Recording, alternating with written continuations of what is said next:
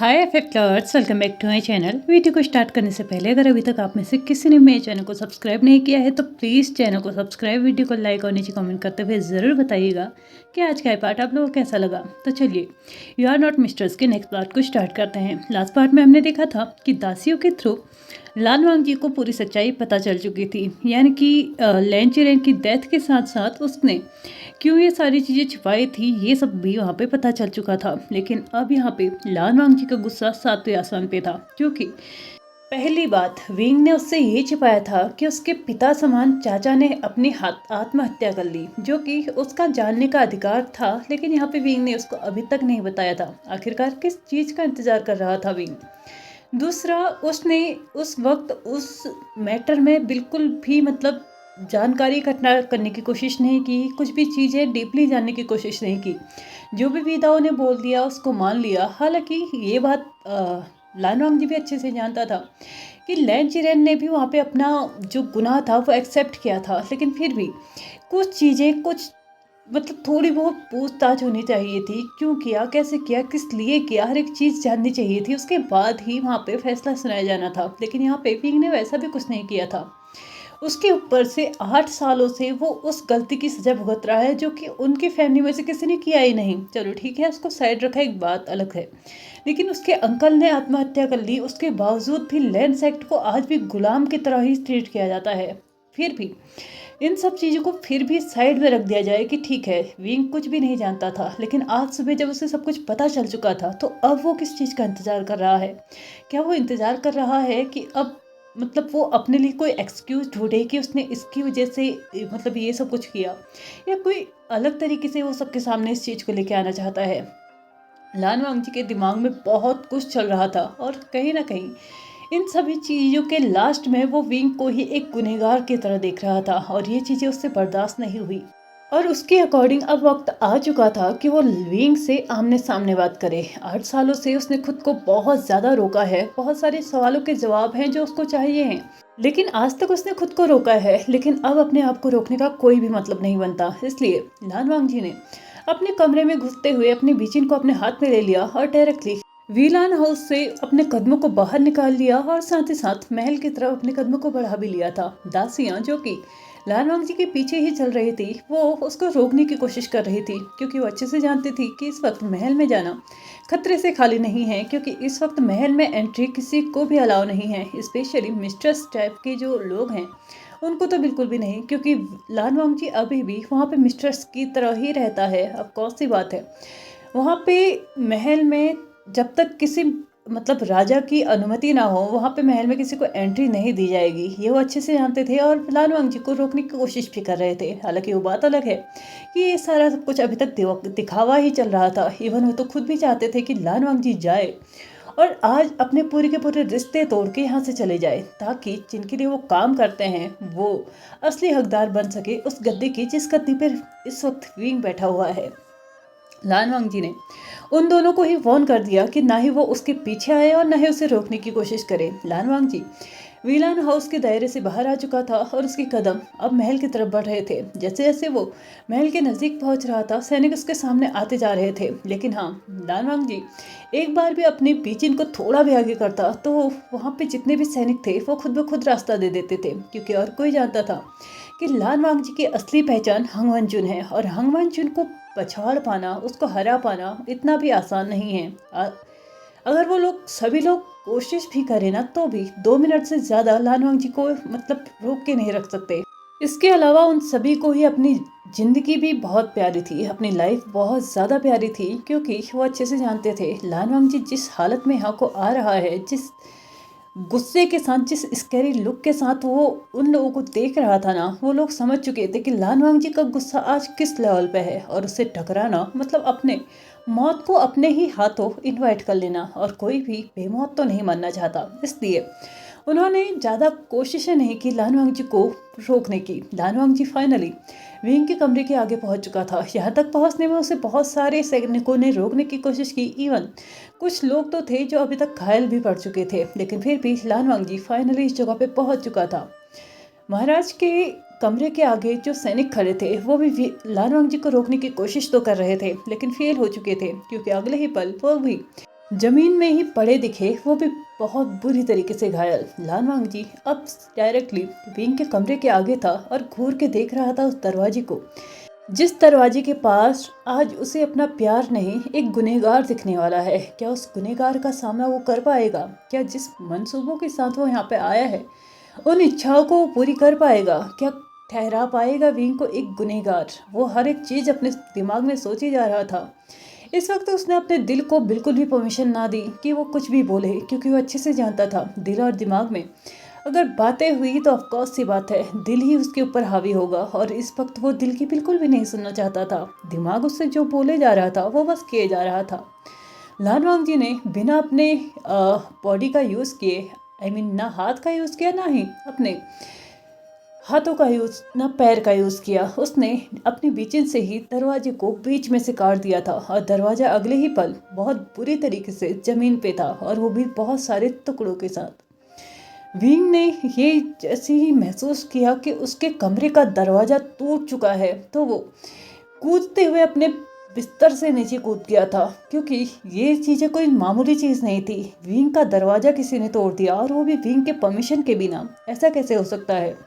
Wing ने अपने आप को संभालते हुए एक जगह पे खड़ा किया और सामने पाया एक एंग्री, एक स्कैरी लानवांग जी को, जिसका इस तरीके का रूप कभी भी विंग ने नहीं देखा था, और सच मानो तो वो कभी देखना भी नहीं चाहता था, क्योंकि ऐसी लुक्स अगर उसने वांग जी के देखे थे तो वो बैटल फील्ड में ही थे, और वहाँ के अलावा कभी भी लानवांग जी अपने गुस्से को जाहिर नहीं किया करता था। इवन वो तो मशहूर था अपने गुस्से को कंट्रोल करने के लिए, इसीलिए तो उसे हंग वनजुन का नोवेल भी दिया गया था। उसे खिताब मिला था इस नाम के साथ कि वो हंग वनजुन कहलाए, यानी कि एकदम शांत और एकदम तेजस्वी। लेकिन इस वक्त विंग को भी लग रहा था कि शायद वो उसी लानवांग जी को देख रहा है जो कि हमेशा ही बैटल फील्ड में उसे दिखाई देता था। वांग जी ने बिना विंग की परमिशन के ही अपने कदमों को अब विंग की तरफ बढ़ाना स्टार्ट किया। विंग कहीं ना कहीं डर रहा था इस लानवांग जी को देखने में, क्योंकि लानवांग जी का लुक इस वक्त सच में बहुत ज़्यादा स्कैरी था। विंग ने अपने कदमों को लानवांग जी की तरफ बढ़ाते हुए उसे थामने की कोशिश की, उसे पकड़ने की कोशिश की, लेकिन लानवांग जी ने अपने हाथ को आगे करते हुए उसे वहीं पे रोक दिया जहाँ पर से वो चलना स्टार्ट कर रहा था। विंग ने अपने कदमों को तो रोक दिया, लेकिन शायद लानवांग जी ये भूल चुका था कि वो खुद उसके करीब जाते रह रहा है।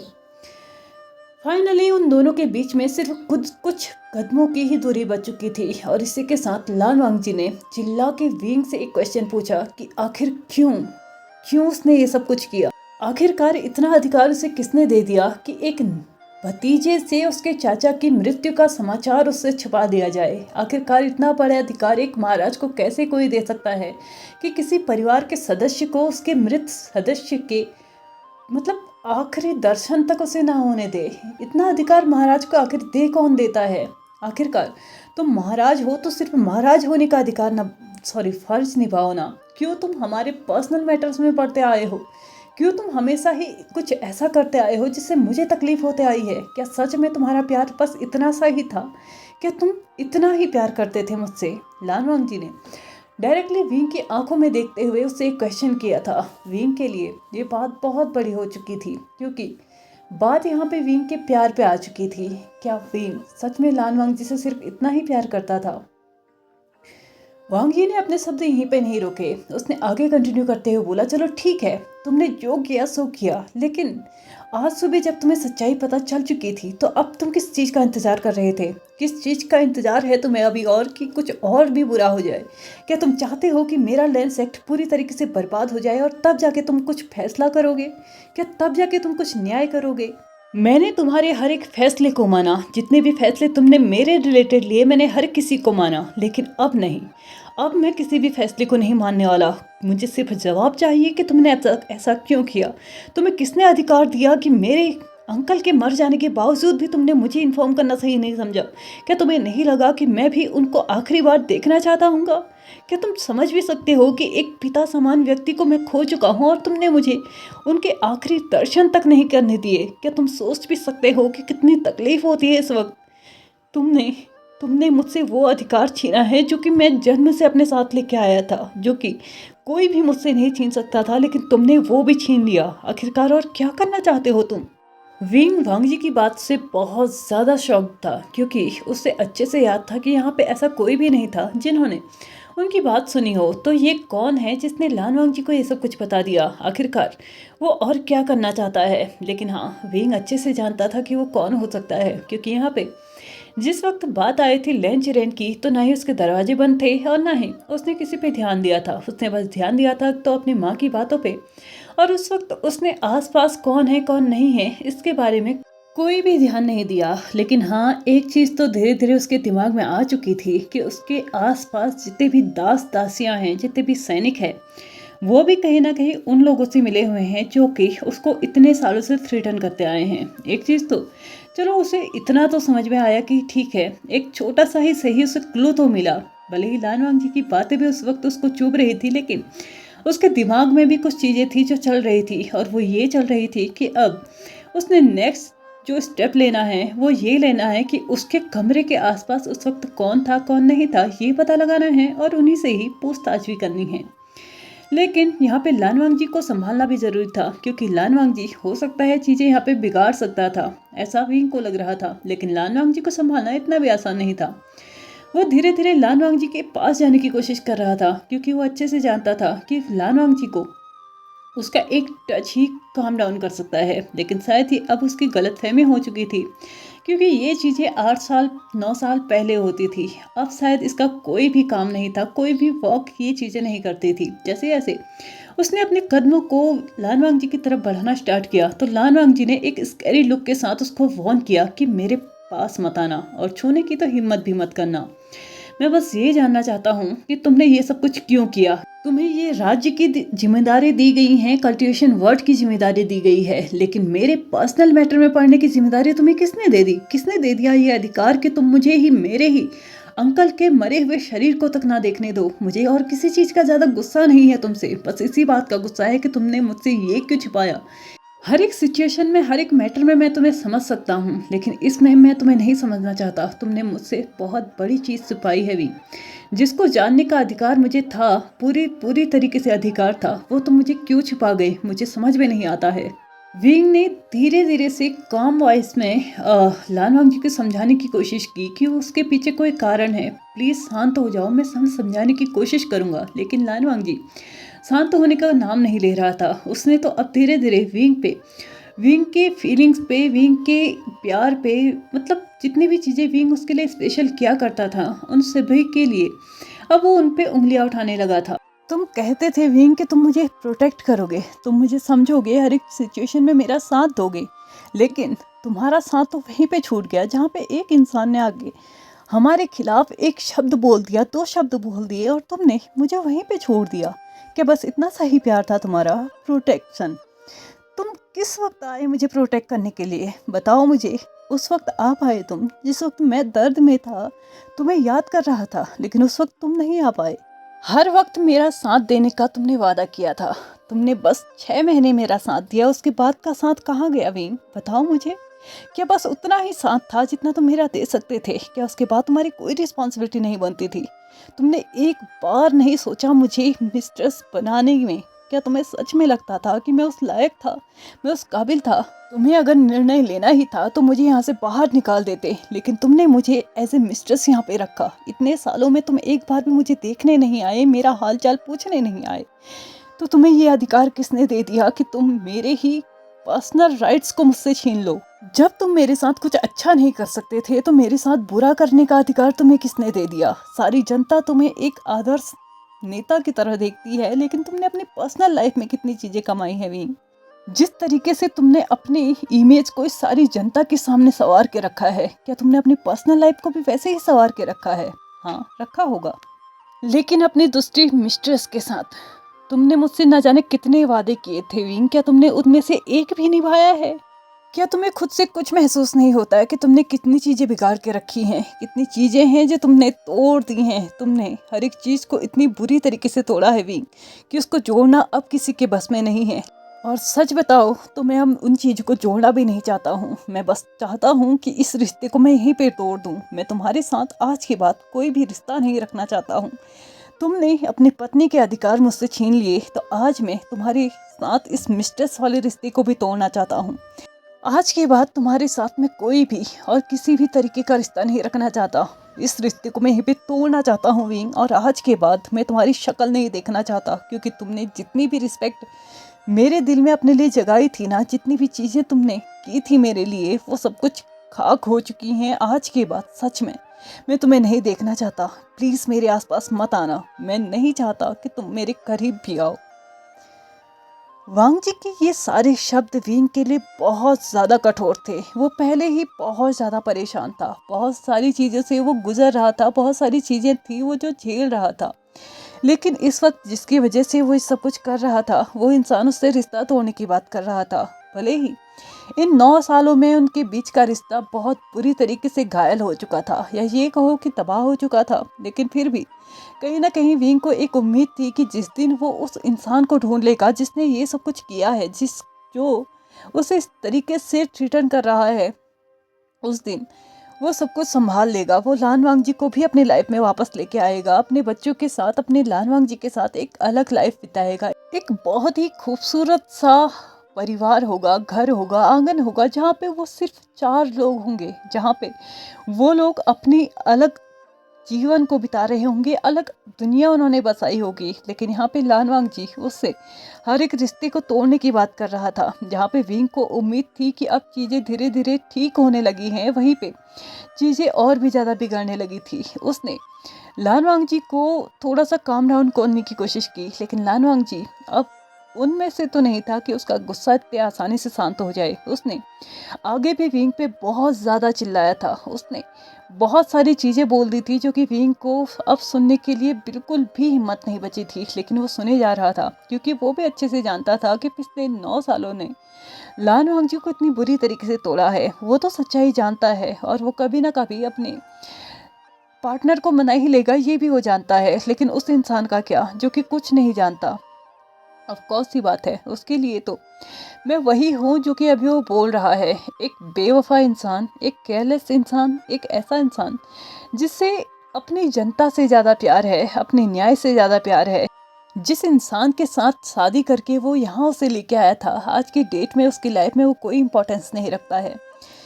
बहुत सारी चीज़ें थी जो लान वांग जी की विंग समझने की कोशिश कर रहा था, लेकिन अपनी बातों को समझा पाना उसके बस में नहीं था। वो धीरे धीरे अपने आप से ही सारी की सारी होप्स खोते जा रहा था, क्योंकि लान वांग जी ने एक बार उससे बोल दिया है कि वो रिश्ते तोड़ेगा, तो ऑफ कोर्स सी बात है वो ज़रूर तोड़ेगा। लान वांग जी अपनी बातों को बोलते जा रहा था, और दूसरी तरफ विंग था जो कि अपने ही अंदर ब्रेक डाउन होते जा रहा था। वो लान वांग जी के सामने नीज पे आ चुका था, और बस लान वांग जी से उसने एक ही चीज़ बोला कि ठीक है, अगर तुम चाहो तो तुम जो करना चाहो, यहाँ तक कि मुझे जितनी भी बड़ी सज़ा देना चाहो तुम दे सकते हो। तुम्हें पूरी की पूरी फ्रीडम है, जिससे तुम्हारे मन को शांति मिले तुम वो कर सकते हो। मैं तुम्हें किसी भी तरीके से किसी भी चीज़ के लिए नहीं रोकूंगा। अपने आप को शांत करने के लिए तुम्हें जो करना है वो तुम कर सकते हो। लान वांग जी ने फिर से एक शार्प गेज के साथ विंग को देखा। विंग जो कि उसके सामने एकदम नीच डाउन, अपने सर को झुकाए हुए, अपने लैप पे अपने हाथों को रखे हुए एकदम ऐसे बैठा था कि वो एकदम नौकरों की तरह उसके सामने बैठा था। और ये सब कुछ लान वांग जी को भी कहीं ना कहीं एक अजीब सा पेन दे रहा था, लेकिन फिर भी उसे याद था तो बस ये कि विंग ने उसके साथ क्या किया है। जैसे ही विंग ने ये बोला कि तुम वो कर सकते हो जिससे तुम्हें शांति मिले, तो लान वांग जी ने विंग से बस एक ही चीज़ बोली कि ठीक है, अगर तुम बोल रहे हो कि मैं वो कर सकता हूँ जिससे मुझे शांति मिल सकती है, तो मैं बस एक ही चीज़ बोलना चाहूँगा कि मुझे यहाँ से जाने की परमिशन दो, और साथ ही साथ मेरे बच्चों को भी ले जाने की परमिशन दो, क्योंकि अब मैं यहाँ पे एक पल और नहीं रुक सकता। अगर मैं यहाँ पे रुका तो मैं अपने आप में ही गिरते चले जाऊँगा, मैं अपने आत्मसम्मान को खो दूँगा, और साथ ही साथ घुटन में ही मैं यहाँ पे मर जाऊँगा। अगर तुम चाहते हो कि मैं ज़िंदा रहूँ तो मुझे यहाँ से जाने की अनुमति दो। मैं तुम्हें ऑर्डर नहीं कर रहा हूँ, मैं तुमसे विनती कर रहा हूँ कि प्लीज़ मुझे यहाँ से जाने दो। तुमने आज तक बहुत बुरी तरीके से मुझे तोड़ दिया है, आगे अब मैं और नहीं टूटना चाहता। प्लीज़ मुझे यहाँ से जाने दो।